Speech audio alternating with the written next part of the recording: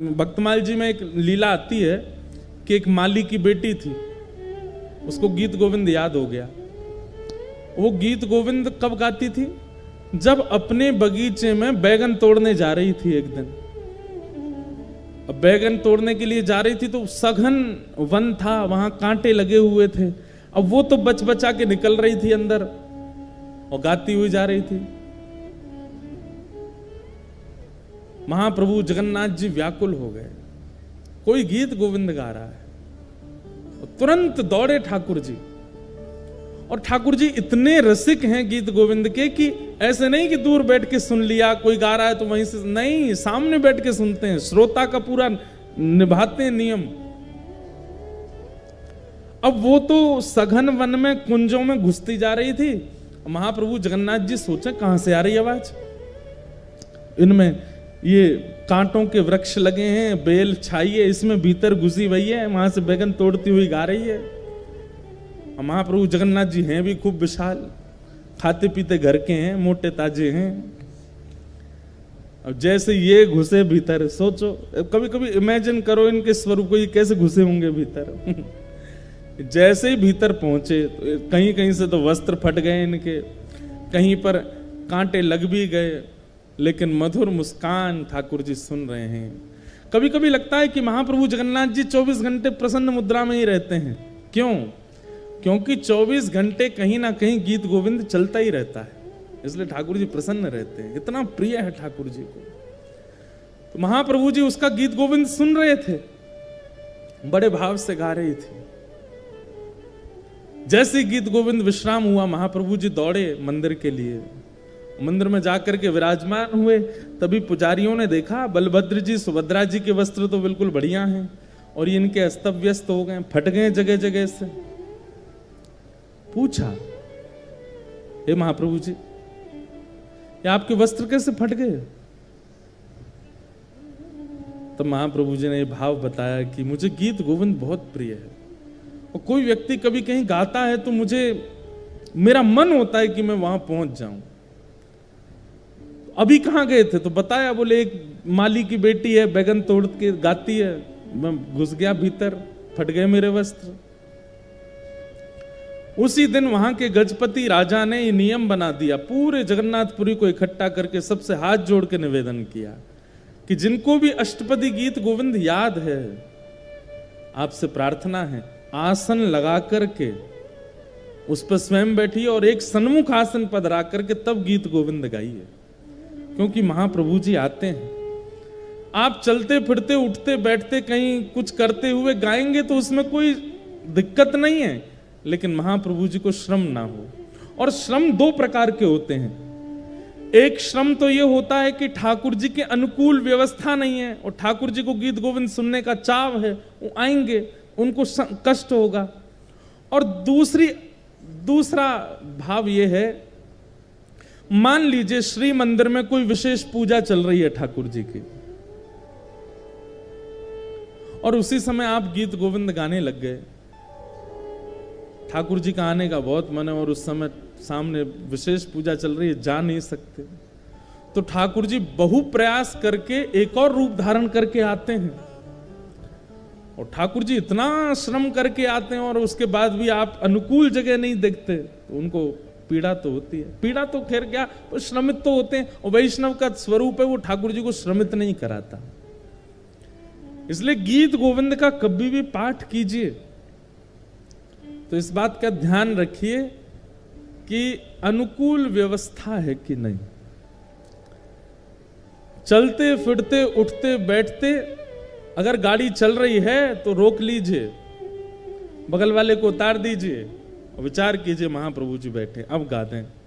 बहुत ही चाव आ रहा है, गाने का बहुत मन हो रहा है, ऐसी स्थिति में आप गा सकते हैं।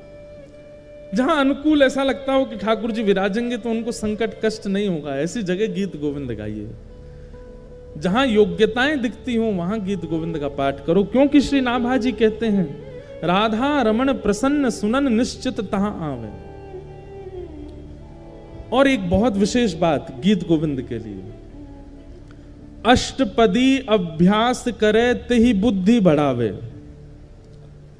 अगर कोई व्यक्ति गीत गोविंद अष्टपदियों का अभ्यास करता है, केवल श्रुत कमला कुछ मंडल एक ही अष्टपदी याद करने से काम नहीं चलेगा। ये हमारे पास पूरा गीत गोविंद है, इसमें बहुत सारी अष्टपदियां हैं, और अष्टपदी का स्वरूप ऐसा है कि सब संस्कृत पढ़ने में बहुत आसान लगेंगे, लेकिन गीत गोविंद महाकाव्य की संस्कृत आसानी से पढ़ी नहीं जा सकती। छंद ऐसे हैं कि आप सामान्यतया पढ़ नहीं पाओगे, इसलिए उसका अभ्यास कीजिए। और अगर आप गीत गोविंद अष्टपदियों का अभ्यास करते हैं, नित्य उनको पढ़ते हैं, नित्य उनको अपने ध्यान में लाते हैं, तो उससे क्या होगा? श्री नाभाजी कहते हैं ते ही बुद्धि बढ़ावे। बुद्धि बढ़ावे मतलब विवेक जागृत होता है। एक बात सुनिएगा,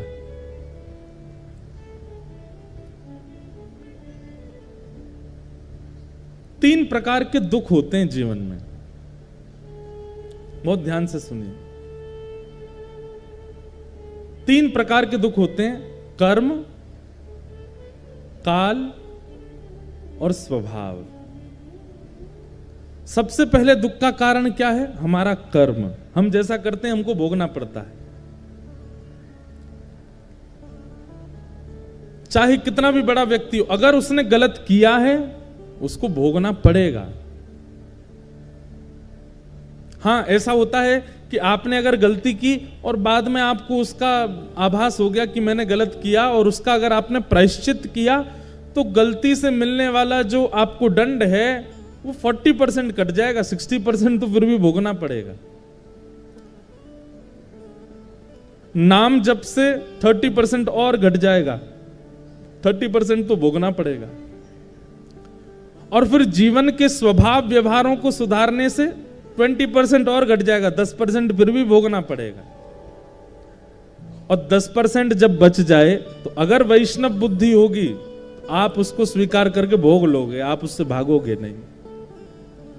मेरा कर्म है, अब आ रहा है तो आने दो, 10% तो भोग ही लोगे। तो पहले दुख का कारण कर्म, दूसरे दुख का कारण है काल, समय। सब लोग इधर देखिए, ध्यान से सुनो। और जब काल दुख रूप धारण करता है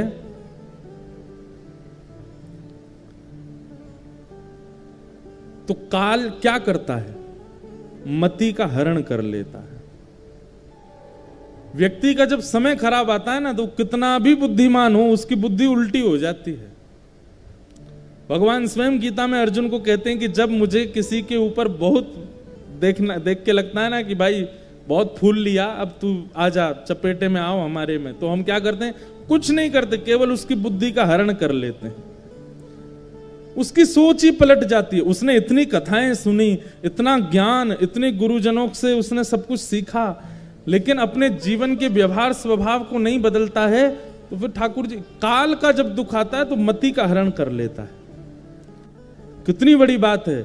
अगर कोई व्यक्ति गीत गोविंद का नित्य पाठ करता है, अष्टपदी का अभ्यास करता है, जीवन में ऐसी स्थिति नहीं आएगी कि उसकी मति का हरण हो। ठाकुर जी फिर उसकी मति का हरण नहीं करते।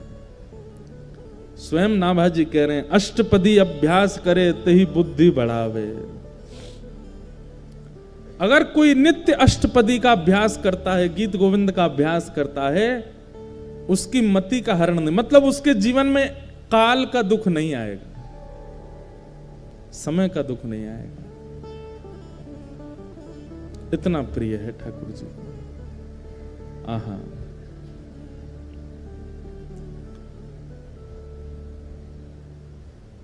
अरे और कहां तक कहें। जब जयदेव महाप्रभु पहुंचे और श्री जगन्नाथ महाप्रभु का दर्शन करते हुए गा रहे थे, श्रित कमला कूच मंडल धृत कुंडल धृत कुंडल कलित ललित वनमाल तक पहुंचे थे। बस गाना तो चाह रहे थे, जय जगदीश हरे, लेकिन श्री जगन्नाथ महाप्रभु अपने मधुर अधरों से गाने लगे, जय जय देव। आज जय जगदीश हरे नहीं होगा, आज जय जय देव हरे होगा। हे जयदेव, तुम्हारे इन भावों को हम प्रणाम करते हैं, हमारी इन अंतरंग स्थितियों को तुम लिख रहे हो, हम वंदन करते हैं। श्री जयदेव महाप्रभु वो पहले ब्याह नहीं कर रहे थे। इधर देखो, ध्यान से सुनो, सबको आवाज आ रही है हमारी? किसी को नहीं आ रही हो तो हाथ ऊपर करो। सबको आ रही है ना? हाँ, तो ध्यान से सुनो। जयदेव महाप्रभु पहले ब्याह नहीं कर रहे थे, और ये निश्चित होता है कि जिसके अंदर भक्ति मात्रा में आ जाती है वो ब्याह से भागता है। वो संसार के विषयों से कहीं ना कहीं स्वयं को बचाता है। तो जयदेव महाप्रभु, आपके माता पिता जो थे वो बाल्यकाल में ही चले गए थे। तो बचपन से ही आप जगन्नाथ महाप्रभु को ही अपने माता पिता मानते थे। जब जगन्नाथ भगवान का इन्होंने दर्शन किया, तो दर्शन करने के बाद में इनके मन में भाव आया कि मैं एक नियम धारण कर लेता हूं। क्या? मैं इतना विरक्त भाव में रहूंगा, वृक्ष के नीचे रहा करूंगा, और एक रात जिस वृक्ष के नीचे रहा, दूसरी रात उस वृक्ष के नीचे नहीं रहूंगा। ऐसा नियम बना लिया जयदेव महाप्रभु ने। गीत गोविंद इतना प्रिय लेखनी से नहीं बना है, इतना प्रिय शब्दों से नहीं बना है, इतना प्रिय जगन्नाथ जी को रचयिता की वजह से बना है। शब्द तो संस्कृत के हैं, मैं भी लिख सकता हूं, आप भी लिख सकते हो।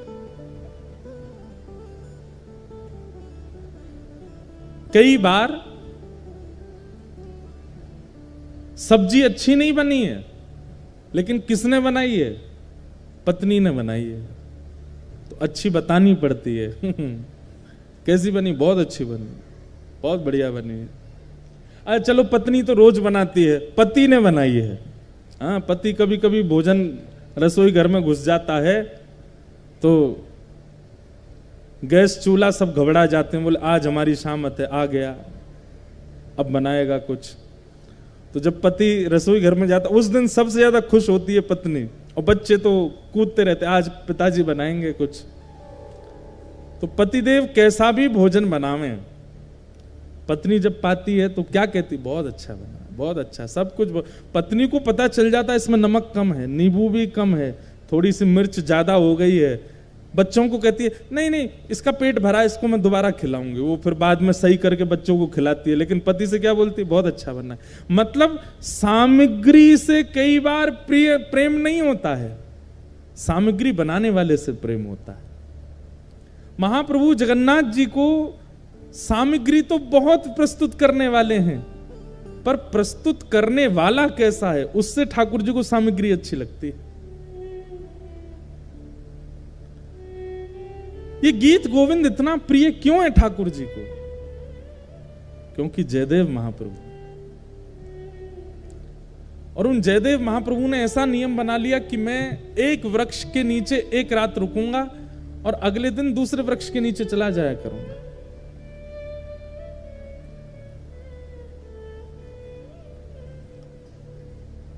महाप्रभु जगन्नाथ जी को बड़ी चिंता रहती है जयदेव जी की।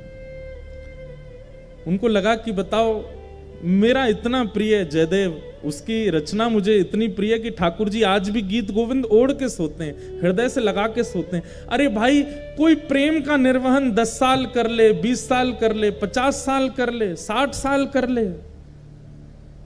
श्री जगन्नाथ महाप्रभु 1000 साल से अपने प्रेम का निर्वहन कर रहे हैं। एक भी रात पिछले 1000 सालों में ऐसी नहीं गई है जिसमें महाप्रभु जगन्नाथ जी गीत गोविंद को लपेट करके ना सोए।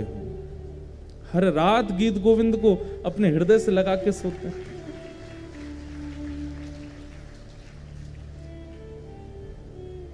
अरे, प्रेम विवाह करने वालों के भी प्रेम चलते हैं, लेकिन कुछ वर्षों में कुछ खंडन तो उनके प्रेम में भी आता है। लेकिन ऐसा प्रेमी कौन होगा? महाप्रभु जगन्नाथ जी सोते ही नहीं है बिना गीत गोविंद के। जब तक गीत गोविंद का पाठ नहीं होता, नहीं सोते। और केवल जगन्नाथ जी नहीं, बद्रीनाथ चले जाओ, वहां पर भी गीत गोविंद का पाठ होता है, द्वारिका में भी गीत गोविंद का पाठ होता है। गीत गोविंद रात में सुनेंगे तभी ठाकुर जी को नींद आती है, तभी सोते हैं, क्योंकि रचयिता जयदेव है। और वो जयदेव हैं कैसे? उन्होंने नियम ले लिया कि मैं एक वृक्ष के नीचे एक रात रहूंगा, अगले दिन दूसरे वृक्ष के नीचे सोते थे। इतना संग्रह भी नहीं किया कि कहीं मैं एक वृक्ष के नीचे 4 दिन रहा तो ऐसा ना हो जाए कि ये वृक्ष और ये स्थान मेरा है। लेकिन महाप्रभु जी को चिंता होती है जयदेव महाप्रभु की, मेरा जयदेव एक वृक्ष के नीचे सोता है, इतनी बड़ी रचना गीत गोविंद करने वाला एक वृक्ष के नीचे सोता है। तभी श्री जगन्नाथ जी ने एक योजना बनाई, और एक सुदेव नाम का ब्राह्मण था। उस सुदेव ब्राह्मण के कोई संतान नहीं थी।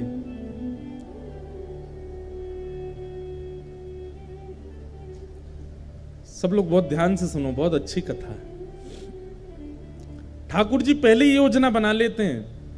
तो सुदेव ब्राह्मण के पहले कोई संतान नहीं थी, तो सुदेव ब्राह्मण ने जगन्नाथ महाप्रभु से कहा कि भगवान एक संतान का सुख मुझे दीजिए, मैं वचन देता हूं उसकी बाल्यावस्था पूरी हो जाने के बाद जैसे ही वो बालक कुमार अवस्था का होगा मैं आपके चरणों में निवेदित कर दूंगा, वो बालक आपका हो जाएगा। फिर ये मेरा वचन है आपको। तो जैसे ही भगवान ने देखा कि भाई ये जयदेव महाप्रभु एक ही वृक्ष के नीचे रहते हैं, तभी ठाकुर जी ने विचार किया कि हम कैसे इनके इस वृक्ष के नीचे रहने वाले सिस्टम को दूर करवाएं। तभी ठाकुर जी को याद आया कि एक सुदेव ब्राह्मण था, उसने इतने वर्ष पहले हमसे कहा था कि एक संतान हो जाए तो वो हमें अर्पित करेगा। और ठाकुर जी की कृपा से उस सुदेव ब्राह्मण के यहाँ एक पुत्री ने जन्म लिया। महाप्रभु जी ने विचार किया कि उसकी पुत्री अब विवाह के योग्य हो गई है। महाप्रभु जी ने उसको स्वप्न दिया सुदेव ब्राह्मण को, और स्वप्न में जाकर के उसको याद दिलाया कि तुमने हमसे कहा था एक संतान होगी तो तुम हमको अर्पित करोगे, तुम्हारी बेटी हुई, अब भूल गए अपना वचन। अगले दिन ही सुदेव अपनी बेटी लेकर के महाप्रभु जगन्नाथ जी के सामने गया। जय जय, मेरी धृष्टता क्षमा, मैं भूल गया था कि पुत्री आपको अर्पित करनी, मेरी पुत्री आप इसको स्वीकार करो। जैसे ही उसने प्रणाम किया, महाप्रभु जगन्नाथ जी उसके अंतस्थ में आ गए और बोलने लगे, बोले अब ये हमारी हो गई तो हम जहां जाएंगे वहां इसको लेके जाओ, हम जहां चाहेंगे वहां इसको दे आओ। बोले आज्ञा करो। बोले एक वन में एक जयदेव महाप्रभु हैं, गीत गोविंद की रचना जिन्होंने की, उनसे जाकर के अपनी बेटी का ब्याह कर दो। पद्मावती नाम था उनका। तो सुदेव ब्राह्मण बोला, भगवान वन में रहते हैं, बेटी, बोले अब ये तुम्हारी बेटी नहीं तो तुम चिंता क्यों कर रहे हो? तुम्हारी बेटी होती तुम चिंता करते ना कि जमाई हमारा कैसा, घर है कि नहीं है, परिवार है कि नहीं, संपत्ति। अब तो ये हमारी हो गई, अब इसके पिता हम हैं, हम इसके लिए योग्य वर ढूंढ चुके हैं, उससे जाके ब्याह करो इसका। और जो आज्ञा भगवान, बिल्कुल संशय नहीं है मेरे चित्त में, मैं ब्याह कर दूंगा। और जाते जाते जगन्नाथ महाप्रभु, सुनो, तुम अपनी बेटी लेकर के संबंध कराने आए हो ऐसा बिल्कुल मत बोलना, ये कहना महाप्रभु जगन्नाथ जी ने भेजा है और उन्होंने ही आज्ञा की है कि आपको इनसे ब्याह करना पड़ेगा। ठाकुर जी को कितनी चिंता हो रही है कि जयदेव जी का घर बन जाए, जयदेव जी की झोंपड़ी हो जाए। सुदेव ब्राह्मण अपनी पुत्री पद्मावती को लेकर के पहुंचे। श्री जयदेव महाप्रभु एक वृक्ष के नीचे बैठे थे तो प्रणाम किया। जयदेव महाप्रभु, कहिए भगवान कैसे आना हुआ? बोले भगवान आप सुयोग्य हैं और मेरी बेटी आपके बिल्कुल योग्य है, मैं अपनी पुत्री का आपसे विवाह करने के लिए आया हूं।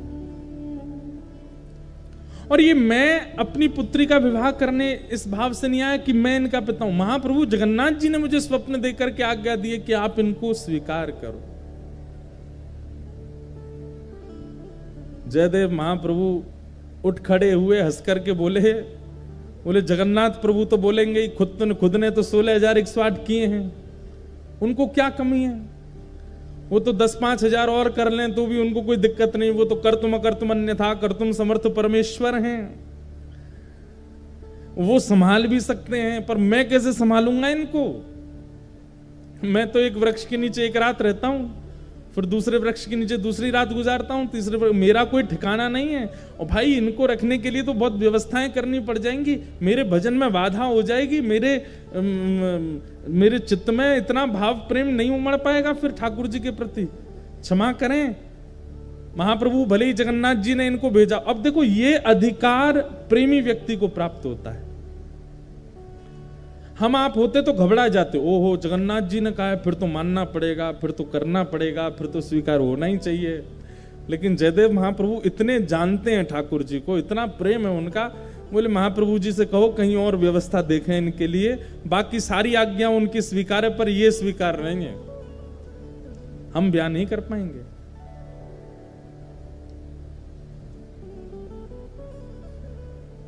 और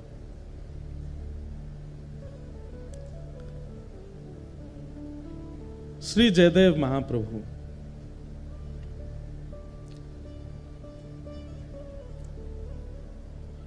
मना कर देते हैं, नहीं करेंगे। अरे आप कैसे व्यक्ति हैं, महाप्रभु जी की आज्ञा नहीं मान रहे हो, जगन्नाथ जी की आज्ञा नहीं मान रहे हो? बोले हमें स्वीकार है, हम बिना आज्ञा के ही रह लेंगे, लेकिन ये नहीं करेंगे। एक बार को तो सुदेव ब्राह्मण को क्रोध आ गया, बोले भगवान की आज्ञा ना मानने वाले को हम कैसे दे सकते हैं, चल बेटी। अपनी पुत्री को उठाने लगे तो पुत्री बैठ गई, बोले नहीं महाप्रभु जी ने आज्ञा की है कि तुम इनकी हो, मैं तो इनको सर्वस्व दे चुकी हूं, मैं तो इनको अपना मान चुकी हूं, ये भले मुझे स्वीकार ना करें। पिताजी अब आपका कर्तव्य नहीं है, मेरे परम पिता जगन्नाथ जी ने मुझे इनको सौंपा है, अब मैं इन्हीं की हूं, चाहे मुझे स्वीकार करें चाहे नहीं करें। जयदेव महाप्रभु बोले वाह, ऐसा समर्पण तो हमने नहीं देखा भैया। अरे तुम्हारे पिता कह रहे हैं चलो तुम, बोले नहीं महाप्रभु जी ने आपको अर्पित किया, तो मैं आपकी। जयदेव महाप्रभु बोले छोड़ जाओ इनको, 2-3 दिन हमारी दिनचर्या देखेंगे, खुद ही भाग जाएंगी ये। लेकिन पद्मावती का ऐसा त्याग, जयदेव महाप्रभु अगर उस वृक्ष के नीचे बैठे हैं तो उनके सन्मुख वाले वृक्ष पर बैठ जाती और उनको अपलक नेत्रों से देखती। जैसी दिनचर्या, अब भाई वन में रहते हैं, वन में सांप भी है, बिच्छू भी है, कातर भी है, ना जाने कितने सारे जीव आ जाते हैं, लेकिन सब स्थितियों में बिल्कुल अनुकूल रह करके अपने श्री जयदेव जी को देखती रहती। 3 दिन बाद जब वो नहीं जा रही, अब देखो कितनी अच्छी बात है, 3 दिन बाद जब वो पद्मावती वापस लौट करके नहीं गई तो श्री जयदेव महाप्रभु ने मन में विचार किया कि ये इसकी जिद नहीं है, ये श्री जगन्नाथ प्रभु अपना अधिकार दिखा रहे हैं मुझको कि देखो मेरा तुम पर कितना अधिकार है, मैं जिससे चाहूंगा तुमको उससे ब्याह करना ही पड़ेगा। और ये बात सोच करके श्री जयदेव महाप्रभु रोने लगे कि ठाकुर जी मुझ पर कितना अधिकार मानते हैं कि मेरे 5 बार मना करने पर भी ये कन्या अपनी स्थान से हिल नहीं रही। इसकी सामर्थ्य नहीं है कि ये वन में रह सके, इसकी सामर्थ्य नहीं है वृक्ष के नीचे रह सके, इसने कहां तपस्या देखी है, लेकिन इसको ये सामर्थ्य कौन प्रदान कर रहा है? महाप्रभु जी। जयदेव महाप्रभु ने जब इसको अधिकार माना कि ये जगन्नाथ जी का अधिकार है मेरे ऊपर, और अधिकार मान करके पद्मावती से कहा मैं तुम्हारा वर्ण करूंगा, चलो। और तब पद्मावती से ब्याह किया, और ब्याह करने के बाद कहा देवी अब तुम तो ऐसे वृक्ष के नीचे रहती अच्छी नहीं लगती, चलो। और फिर बंगाल का जन्म था महाप्रभु जी का। अब पता नहीं, अब ऐसा भी कहते हैं कि वो स्थान उड़ीसा में ही आता है, कई कहते हैं पहले बंगाल में था अब उड़ीसा में, ऐसा कुछ है। केलुबिंद नाम का एक स्थान है, और वहां अपनी पत्नी के साथ गए और गांव के बाहर ही एक झोंपड़ी बना करके अपनी पत्नी के साथ जयदेव महाप्रभु रहते थे। अब ठाकुर श्री जगन्नाथ जी को शांति पड़ी कि हाँ अब ठीक है, झोंपड़ी में रहता है, अब कम से कम धूप, वर्षा, सर्दी, गर्मी, जीव जंतुओं से सुरक्षित तो है, कोई दिक्कत नहीं। महाप्रभु जी ने, जयदेव महाप्रभु महाकाव्य गीत गोविंद की रचना की।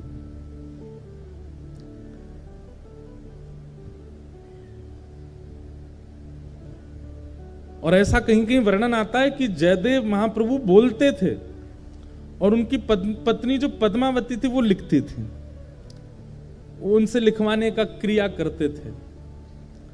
ठाकुर जी के अंतरंग लीलाओं को वर्णन करते और पत्नी से कहते तुम लिखो। दोनों दंपति मिलकर के महाप्रभु जगन्नाथ जी के यश का गान कर रहे हैं, ठाकुर जी की लीला का स्मरण कर रहे हैं। एक बार एक अष्टपदी का सुंदर भाव आया चित्त में, और उस अष्टपदी में रास बिहार का वर्णन कर रहे थे श्री जयदेव महाप्रभु। तो रास बिहार का वर्णन करते करते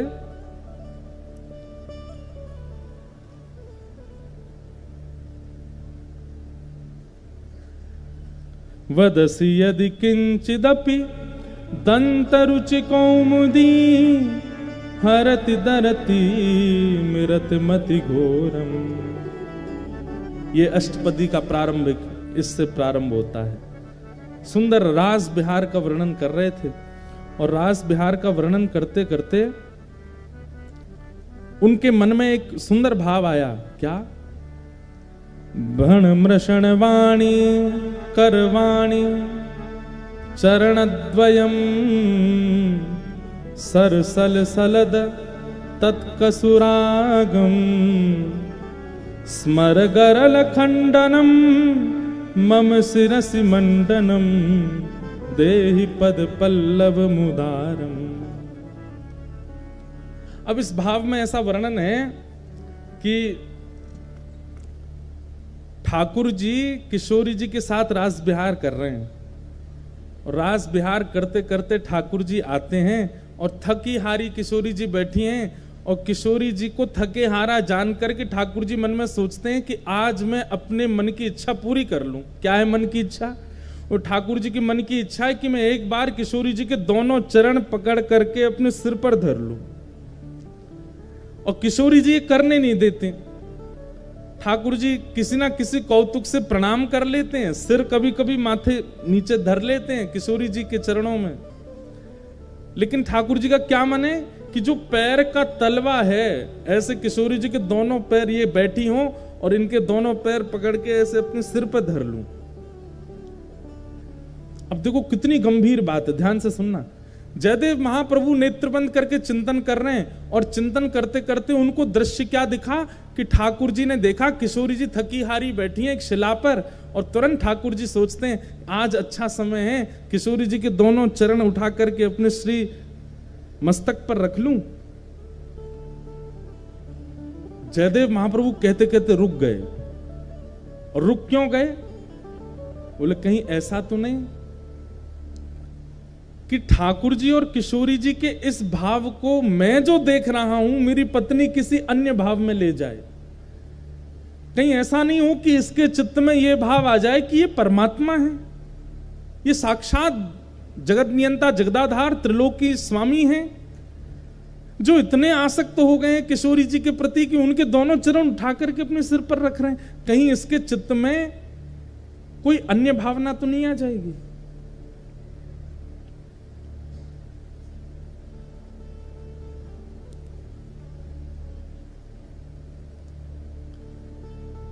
बोलते बोलते जयदेव महाप्रभु रुक गए और तुरंत मन में विचार किया कि मैं अपना नित्य क्रम करे आता हूं और इसको मैं थोड़ा परिवर्तित करके बोलूंगा, ऐसा कोई भावना आवे जिससे इसके चित्त में कोई दुर्भाव प्रकट हो जाए। तो जयदेव महाप्रभु बोले देवी अभी ना मुझे आगे याद नहीं आ रहा है, तुम एक काम करो, इसको आगे मैं पूरा करूंगा, यहीं रख दो। और कलम और गीत गोविंद की पुस्तिका वहीं रख करके जयदेव महाप्रभु बोले तुम भोजन प्रसाद तैयार करो, मैं गंगा स्नान करके आता हूं और स्नान करके आके फिर प्रसाद पाके फिर लिखूंगा। ठीक है। अब वो चली गई प्रसाद बनाने, जयदेव महाप्रभु चले गए गंगा स्नान करने। इतने में ठाकुर जी ने मन में विचार किया कि इस भाव को लिखने में इनको संकोच क्यों हो रहा है। अरे किशोरी जी के चरण मुझको सिर पर धारण करने में कोई दिक्कत नहीं है, ये जयदेव महाप्रभु संकोच क्यों कर रहे हैं इस भाव को वर्णन करने में? और बोले ये स्नान करके आएंगे, इसको परिवर्तित करके कुछ और लिख देंगे, और लेकिन मैं चाहता हूं कि यही लिखा जाए। तभी जयदेव महाप्रभु का रूप धारण करके स्वयं श्री जगन्नाथ जी आ गए। और जयदेव महाप्रभु के रूप में जैसे आए, पत्नी बोली बड़ी जल्दी स्नान कर आए। हाँ देवी, वो मुझे पंक्ति याद आ गई थी, आगे जो लिखनी है, लाओ कलम दो, मैं लिख देता हूं। और तुम भोजन बन गया? बोले हाँ तैयार है। बोले लगाओ थाली, मैं भी पंक्ति लिख देता हूं। और श्री जगन्नाथ महाप्रभु ने जयदेव जी का रूप धारण करके इस पंक्ति को लिखा। क्या? भण मृषण वाणी करवाणी चरणद्वयम् सरसल सदल कथ सुरागम स्मर गरल खंडनम मम शिरसि मंडनम देहि पद पल्लव मुदारम। हे किशोरी जी, आपके चरण कैसे हैं? बोले इन चरणों को यदि कोई दूर से देख ले और उसके चित्त में यदि काम भी उत्पन्न हो गया होगा, तो किशोरी जी के चरणों में इतनी सामर्थ्य है कि उसके हृदय से उस काम का नाश हो जाएगा। ऐसे काम नाशक इन चरणों को मैं अपने शीश पर धारण करता हूं। स्वयं ठाकुर जी ने लिखा और लिख करके जयदेव महाप्रभु की छाप लगा दी। जयति जयदेव कवि भारती भूषितम मानिनी जननि तिशातम। जयदेव महाप्रभु की छाप लगा करके और पूरी पंक्ति पूरी करके, देवी भोजन लगाओ। पत्नी ने, पद्मावती ने भोजन बनाया, ठाकुर जी ने प्रेम से पाया। और नियम था पद्मावती का कि जयदेव महाप्रभु पाते, फिर उसी थाली में जो बच जाता उसमें ही थोड़ा परोस के पाती थी। आज ठाकुर जी ने अपना अधरामृत दे दिया पद्मावती को, और पद्मावती ने प्रेम से उसी में ही दाल भात मिला करके पाया। आज तो ऐसा अद्भुत, आज पद्मावती बोली ऐसा लगता है मेरे हाथों में लक्ष्मी आ गई है। कितना सुंदर स्वाद, ऐसा लगता है जगन्नाथ महाप्रभु का भात पा रही हूं क्या। बड़े आनंद में निमग्न होकर के एक एक कोर पा रही थी। तभी जयदेव, असली जयदेव आ गए।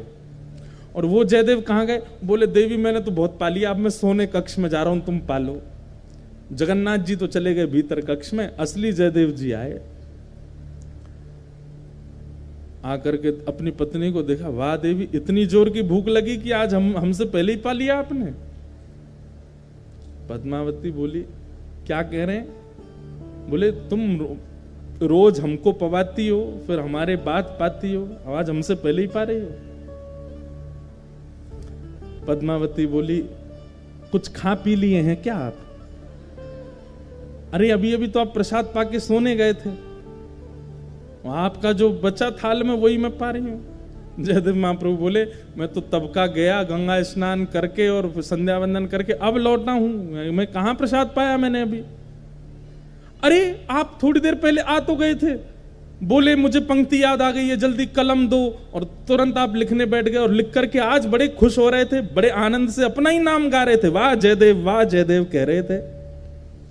और फिर प्रसाद प्रेम से आपने पाया और सोने गए हो भीतर, पीछे से निकल के फिर आ गए हो बाहर, ये क्या लीला कर रहे हो आज? जयदेव महाप्रभु बोले मैं पंक्ति लिखने आया था। बोले हाँ कहाँ है? गीत गोविंद काव्य। बोले वो वहीं जहां आप रखते हैं वहीं रखा है। तुरंत दौड़ करके गए और जैसे ही उस पंक्ति को देखा, जिस पंक्ति को लिखने में संकोच जयदेव महाप्रभु कर रहे थे, सुंदर अक्षरों में श्री जगन्नाथ जी अपने हाथों से लिख करके गए। और जब अंतिम पंक्ति पड़ी, जयति जयदेव कवि भारती, जयदेव की जय जय हो, जो भारत में ऐसा भूषण रत्न जयदेव प्रकट हुआ उसकी जय जय हो। अपने प्रति ये मान सम्मान महाप्रभु जी के द्वारा सुन करके देख करके जयदेव जी रो पड़े। तुरंत पत्नी से बोले चलो जगन्नाथपुरी। महाप्रभु जी के सन्मुख आकर के इतना रोए, नाथ आप कितना स्नेह देते हैं, कितना प्रेम करते हैं, सर्व भावों से आपने मुझे युक्त कर दिया है। मैंने क्या दिया आपको? केवल शब्द ही तो प्रकट कर रहा हूं, इससे अधिक तो मैं कुछ करता नहीं आपके लिए। ना कभी कोई रत्न चढ़ाए हो, ना कभी कोई भेष चढ़ाया हो, ना कभी महाप्रसाद लगाया हो, ना कभी 56 भोग का कोई मनोरथ जगन्नाथपुरी में कोई विशेष उत्सव किया हो, कुछ नहीं। दूर बैठा बैठा केवल शब्द प्रस्तुत करता हूं और आप इतने प्रसन्न हो जाते हैं। जयदेव महाप्रभु को देख करके जगन्नाथ जी कहते हैं ये सबसे प्रिय भोग है मेरा, जब कोई भक्त अपने शब्द प्रकट करता है, ये मुझे सबसे ज्यादा प्रिय लगता है। इसलिए भैया ये गीत गोविंद महाकाव्य, इसको सामान्य स्तुति मत समझिएगा। ना तो शरीर के रोग दूर होंगे, ना घर परिवार के कलेश दूर होंगे। गीत गोविंद कोई हनुमान चालीसा की तरह पाठ नहीं करना, भूत पिशाच निकट नहीं आवे, महावीर जब नाम सुनावे। गीत गोविंद तो प्रेम लक्षणा भक्ति प्रदान करता है। ऐसे गीत गोविंद को हम बारंबार प्रणाम करते हैं और जयदेव महाप्रभु के प्यारे श्री जगन्नाथ जी को बारंबार वंदन करते हैं कि आप इतने कृपालु हैं कि इतनी सहज अक्षरों पर आप प्रसन्न हो जाते हैं।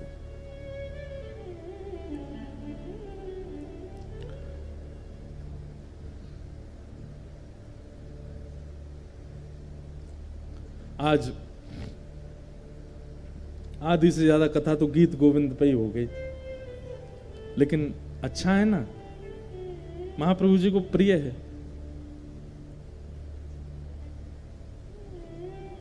अद्भुत है। बोलो जगन्नाथ महाप्रभु की जय। श्रीमद् भागवत के प्रथम स्कंद में हम लोग प्रवेश करते हैं। जन्माद्यस्य यतोऽन्वयादितरतश्चार्थेष्वभिज्ञस्वराट् तेने ब्रह्म हृदय आदि कवये मुह्यन्ति यत्सूरयः तेजो वारिमृदां यथा विनिमयो यत्र त्रिशर्गो मृषा धाम्ना स्वेन सदा निरस्तकुहकं सत्यं परं धीमहि।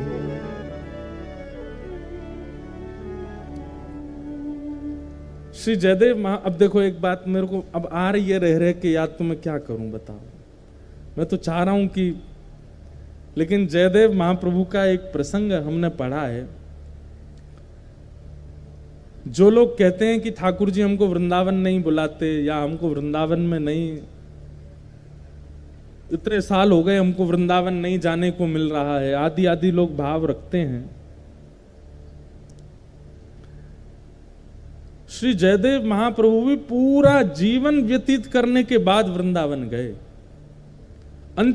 अपने अंतिम दिनों में वृंदावन पहुंचे हैं। और जैसे ही वृंदावन पहुंचे हैं, बस फिर ज्यादा देर रह नहीं पाए। यमुना जी का दर्शन किया, लता कुंज वृक्षों का दर्शन किया, गिरिराज जी का दर्शन किया, रज को माथे से लगाया और श्री जयदेव महाप्रभु फिर ब्रज में ही विलीन हो गए। उसी दिन अपने प्राणों का परित्याग वृंदावन में ही किया। हमारे श्री नंददास जी अष्टछाप के कवि एक बहुत सुंदर पद गाते हैं, और वो पद जब मैंने पढ़ा तो मुझे लगा कि श्री जयदेव महाप्रभु के मन में ये भावना प्रकट हुई होगी वृंदावन के प्रति।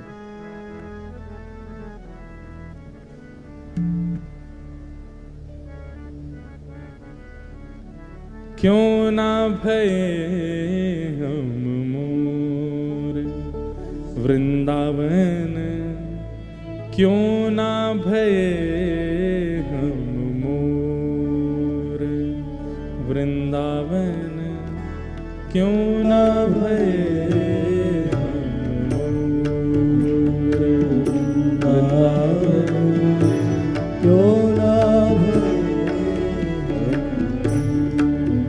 हम वृंदावन के मोर क्यों नहीं बने? अरे मानव भले ही हम कहीं भी बने, बंगाल में जन्म हुआ, उड़ीसा में जन्म हुआ, गुजरात में जन्मे, महाराष्ट्र में जन्मे, राजस्थान में जन्मे, हे किशोरी जी हम पर आपने कृपा क्यों नहीं की? हमको वृंदावन का मोर ही बना देते, बानर ही बना देते, चैंटी ही बना देते। एक व्याकुलता श्री जयदेव महाप्रभु के मन में वृंदावन को देख करके हुई कि भले ही महाप्रभु जी मुझे प्राप्त हो गए, सब कुछ मुझे प्राप्त हुआ, लेकिन वृंदावन अंत में क्यों मिला? हाँ, क्यों ना भये हम मोर वृंदावन, क्यों ना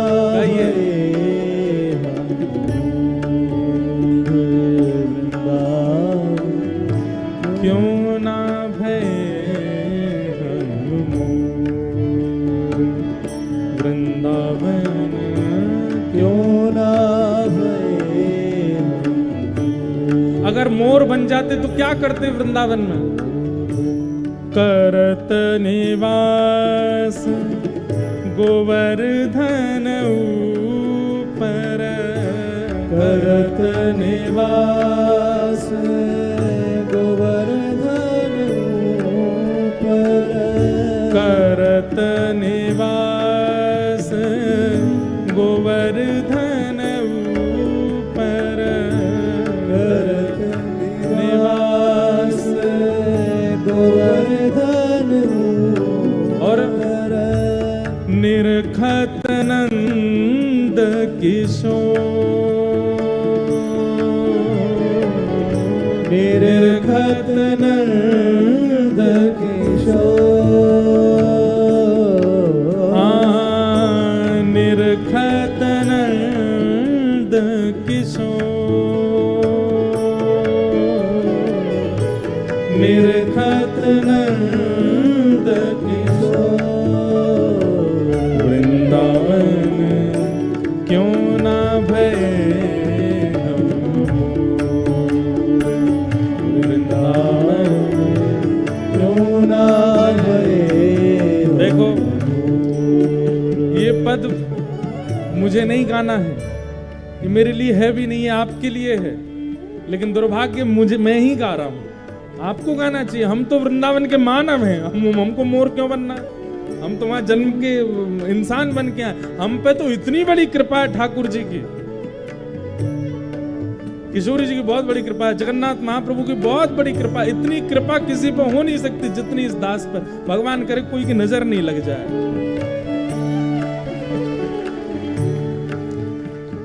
और ये कालिया बैठे ना हमारे संग, नजर लगेगी नहीं। कोई कहता आप यहाँ पे बिंदी लगा के आओ, कोई कहता पैर उनमें काजल लगा के जाओ, कोई कहता गंडा, ये तो आज एक माता जी पहना गई आपको नजर नहीं लगे।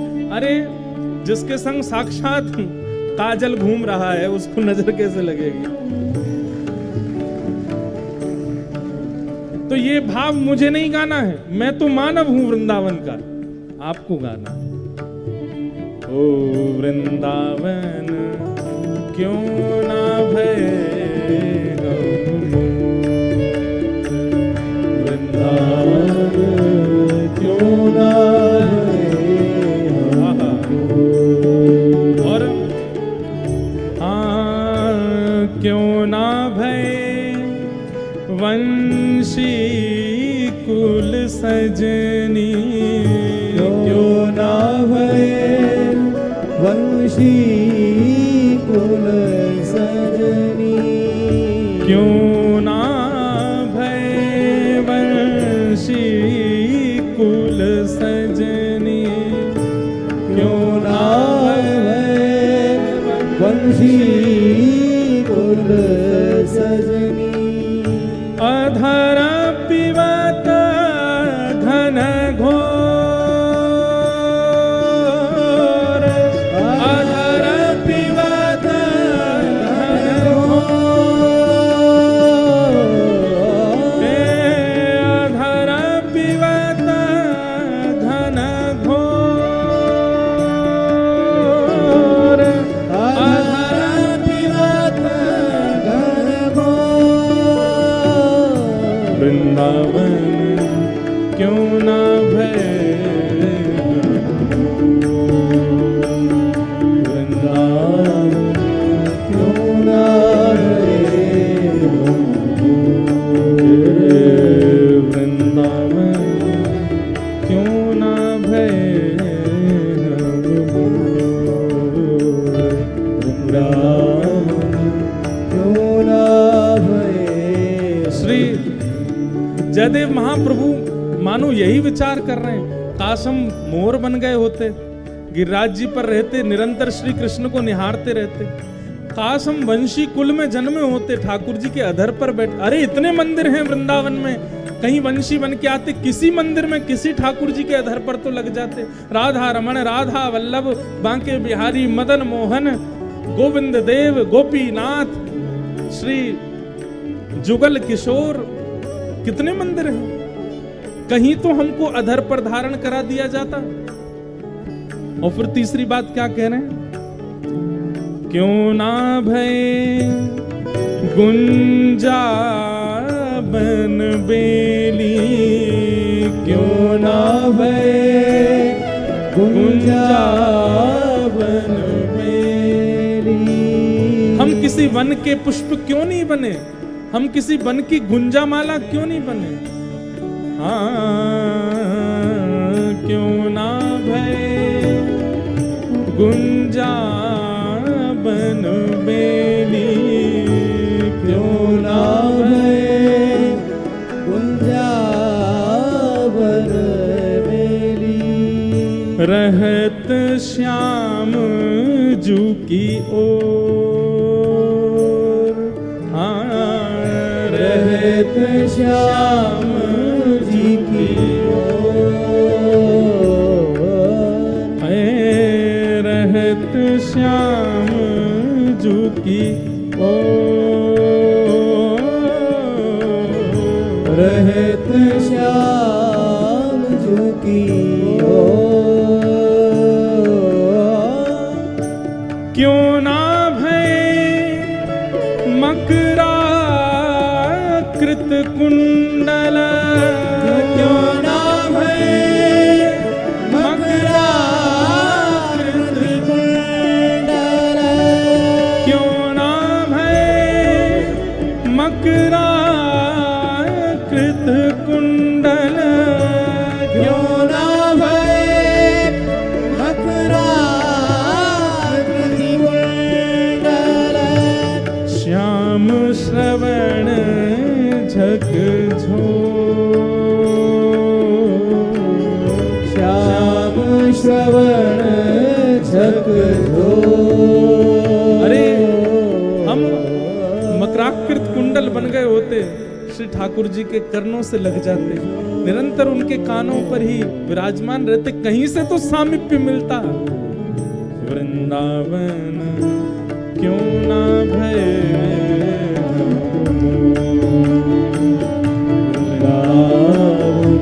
क्यों ना भये वृंदावन क्यों ना भये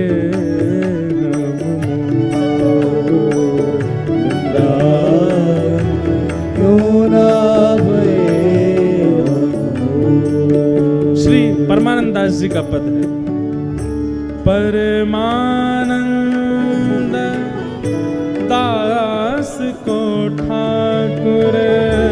परमानंद दास को ठाकुर। परमानंद दास को ठाकुर। परमानंद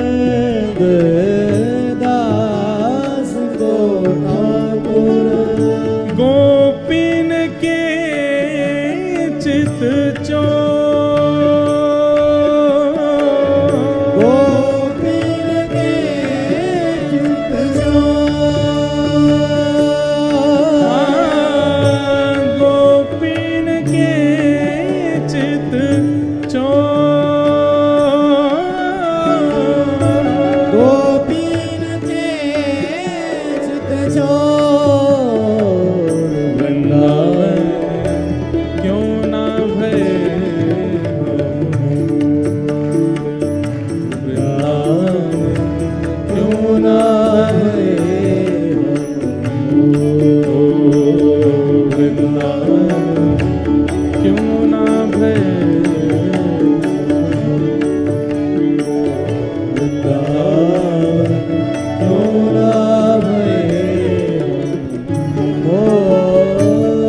श्री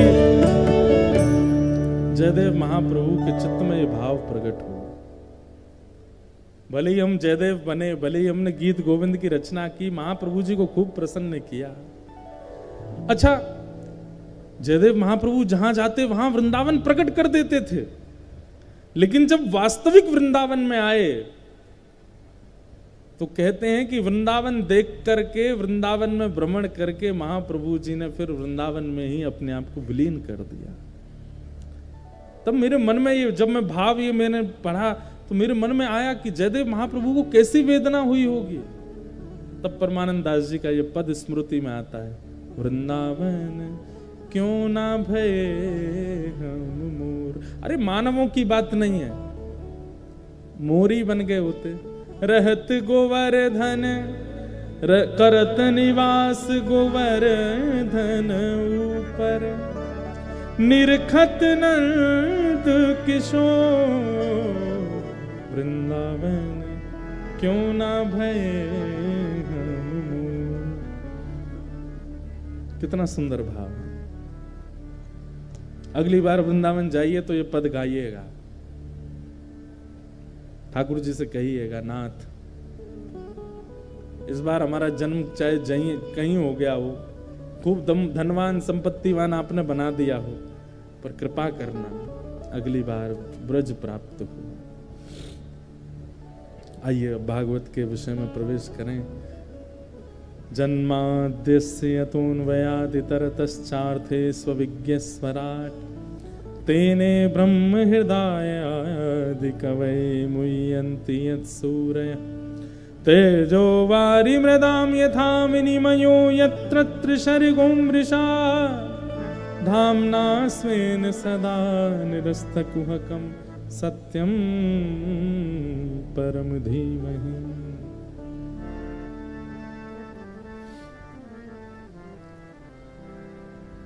जो प्रभु जन्म मृत्यु से परे हैं,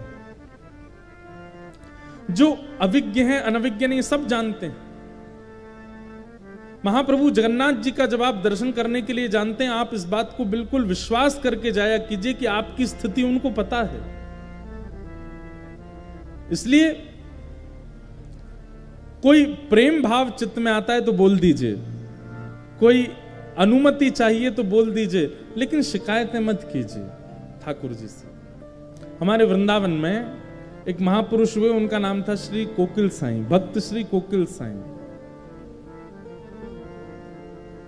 वो अपने ठाकुर जी के दर्शन किसी को नहीं कराते थे।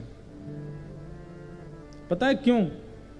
बोले ये जीवात्मा कहीं मेरे लाल जी के पास जाके कुछ मांग ना ले, कहीं अपनी जीवन की सुख समृद्धि मांगेगा, लेकिन मेरे ठाकुर जी से कुछ मांगे ना। इसलिए जैसे कोई आदमी उनके पास आता, अरे आप महापुरुष हैं, हम पर थोड़ी सी कृपा कर दीजिए, तो उसको ले जा करके बैठाते, भोजन कराते, पानी पिलाते, ठंडा पिलाते, और उसको धन की जरूरत होती, धन भी नहीं आप अपने ठाकुर जी का दर्शन करा दो, हम तो उनसे ही प्रार्थना। नहीं उनके पास मत जाइयो लाला, ले तो जितने पैसा चाहिए तुम होते ले जा, भोजन प्रसाद पाओ, धन लेकर के यहां से चलते बनो, ठाकुर जी के पास मत जाओ। अपने ठाकुर जी का दर्शन नहीं कराते थे। क्यों? कि कहीं कुछ जीव मांग ना ले, उनसे छुपा के रखते। और उनके पास में एक जानकी जी का एक स्वरूप था, जानकी जी की सेवा करते, भोग लगाते, और फिर पगड़ी पहनते थे, पगड़ी में ही जानकी जी को विराजमान कर लेते थे, चुपचाप यहीं बैठी रहो। उनको कोकिल इसलिए कहा जाता था कि वो जब ध्यान लगाते थे तो कोयल का रूप धारण करके अशोक वाटिका में बैठी हुई सीता जी, जो राम जी के विरह में रहती थी, उनके पास चले जाते और वहां जाकर के सीता जी को सुख प्रदान करते थे। कैसे भक्त हुए देखो। आज से 50-60 वर्ष पहले हुए। उनके हर स्मृति महोत्सव में मैं सेवा के लिए जाता हूं, कथा के लिए। क्या सेवा ली उन्होंने कि जब उनको रामायण जी में पता चला कि अशोक वाटिका में, लंका में सीता जी बहुत विरह में रहती थी राम जी के में, तो उनको ये बात सुन के इतना कष्ट हुआ कि श्री जी को इतना विरह होता था। तो उन्होंने क्या सेवा ली कि वो नेत्र बंद करके ध्यान लगा करके और रामायण जी के उस पुष्प अशोक वाटिका में जाते और अशोक वाटिका में जाकर के विरही सीता जी को सुख प्रदान करते। उनको राम जी की लीला सुनाते, राम जी की चर्चा सुनाते, राम जी के मधुर भाव सुनाते, सीता जी हंस जाती, खिलखिला जाती, तब लौट करके वापस आते। उनका वह पूरा ग्रंथ लिखा भी है हमारे श्री स्वामी अखंडानंद जी महाराज ने। ऐसे थे भक्त श्री कोकिल जी, अपने ठाकुर जी का दर्शन नहीं कराते थे। क्यों? कोई जीव कुछ मांग ना ले। क्यों? क्योंकि ठाकुर जी अविज्ञ हैं, अनविज्ञ नहीं है, वो सब जानते हैं, उन्हें बताने की आवश्यकता नहीं है। नाथ मेरे जीवन में ये कष्ट है, मेरी पत्नी नहीं सुनती, बच्चे नहीं मानते, या पति ऐसे हैं, या परिवार ऐसा है, मेरा व्यापार ऐसा चल रहा है, क्या कहना आपको? लोग बाग हमसे मिलने आते हैं तो बाकी के सब लोग तो प्रेम लक्षणा भक्ति मांगते हैं, ठाकुर जी की सेवा मांगते हैं, पर कई लोगों को लगता है कि ये भी बाबा जी हैं, कुछ दे देंगे, काम वाम बढ़िया होगा। हमारे महाराज जी, हमारे घुटनों में बहुत दर्द रहता है तो हम हमारे पंडित जी की ओर इशारा, मैंने कि ये जानते हैं इस दर्द को, इनके पास जाओ। एक आई माता जी, महाराज जी, मैंने कहा हाँ, मेरी जीभ से स्वाद चला गया है। मैंने कि लाओ काला नमक झोंक दूं ये सब क्या ऐसी चीजें क्यों कहनी है? ठाकुर जी से और ठाकुर जी के जनों से तो केवल भक्ति की याचना करो। आप अपने जीवन के संकटों से अपने प्रारब्ध से हो, ठाकुर जी को जाके क्यों सुनाना है? सब मंगल होगा। चार थे स्वविज्ञ स्वराट, ठाकुर जी अविज्ञ हैं, अनविज्ञ नहीं है, सब जानते हैं। तेने ब्रह्म हृदय आदि कवै मुह्यन्ति सूरय, जो आदि कवि ब्रह्मा को भी अपनी लीला पर मोहित कर लेते हैं, इंद्र को भी गिरिराज धारण करके अपनी लीला पर मोहित कर लेते हैं। धामना स्वेन न सदा निरस्त कुहकम सत्यम परम धीमहि। ऐसे परम सत्य परमात्मा को हम बारंबार प्रणाम करते हैं, जिनके पृथ्वी जल अग्नि वायु आकाश भी अधीन है। और जयदेव महाप्रभु आज प्रारंभ में आ गए ना, तो बार बार आ रहे हैं। एक जयदेव महाप्रभु के जीवन की घटना, आपके जब पिताजी बाल अवस्था में ही चले गए तो कई लोगों तो सिंपैथी लेके जाते हैं, अरे बेचारे बिना माता पिता के हो गए। लेकिन कई चतुर लोग ऐसे होते हैं, वो उसका गलत फायदा उठाते हैं। एक गांव का एक व्यक्ति था, उसने जयदेव महाप्रभु के पास जाके झूठे दस्तावेज दिखा के कहा, तुम्हारे पिताजी ने मुझसे इतने रुपए उधार लिए थे, अब बताओ कौन लौटाएगा? तुम्हारे पिताजी तो चले गए। जयदेव जी छोटे ही थे तब। आप बोले, मेरे पास में जगह संपत्ति तो नहीं है, मैं कैसे दूं आपको पैसे? एक ही तरीका, घर खाली करो अपना, ये हमको दे दो। जयदेव महाप्रभु, हम कहां जाएंगे फिर? बोले, अब तुम वो देख लो कहां जाओगे, ये भाई हमको तो पैसा चाहिए हमारा। तो जयदेव महाप्रभु बोले, जिसमें ठाकुर जी की इच्छा होगी। और उनका बहुत दिन से मन भी था कि मैं जगन्नाथपुरी जाऊं, तो उन्होंने मन बना लिया कि हम तो महाप्रभु जगन्नाथ जी के पास चले जाएंगे, घर इसको दे देते हैं, पिताजी ले गए होंगे उधार। जैसे ही उन्होंने घर अपना उसके हवाले किया, बोले ले लीजिए भैया इसको, ये आपका है। इतने में ही वो जो व्यक्ति आया था चतुर, उसकी बहन दौड़ी दौड़ी आई और कहा, भैया जल्दी चलो। बोले क्यों? हमारे घर में आग लग गई है, पूरा घर जल रहा है, पानी डालने से भी नहीं बुझ रही है, खूब प्रयास करने से भी नहीं बुझ रही है। जयदेव महाप्रभु ने इस बात को सुना तो उस व्यक्ति से पहले महाप्रभु जी दौड़े, और जैसे ही उसके घर में प्रवेश किया तो कहते हैं महाप्रभु जी के पैर रखते ही अग्निदेव जो रोष में आ गए थे कि तुम जयदेव के साथ ऐसा कैसे कर सकते हो। जयदेव महाप्रभु को देख करके अपने आप अग्नि शांत, बिना किसी प्रयास की अग्नि शांत हो गई। तब उस व्यक्ति को लगा कि भाई ये सामान्य जीव नहीं है। पृथ्वी जल अग्नि वायु और आकाश, ये पंच तत्व ये ठाकुर जी के अधीन है। एक बात कह दें, बुरा नहीं मानिएगा, ठाकुर जी को कभी अगर रोष होता है ना आप पर, तो इन पांचों के जरिए ही बताएंगे। कई बार इन पांचों के ही रूप में ठाकुर जी कई बार अपना रोष प्रकट करते हैं। वैसे ठाकुर जी पे इतना समय नहीं कि वो हम पे रोष करें, ठाकुर जी पे कहां समय है? इतने ब्रह्मांड के नायक, इतने बड़े ब्रह्मा, उनको हम पता होगा कि ये कोई जीव है, उन पे समय कहां है हम पे रोष करने का। लेकिन फिर भी जब हमारे अपराध बहुत ज्यादा हो जाते हैं तो कभी कभी ठाकुर जी रोष इसी भाव में करते हैं।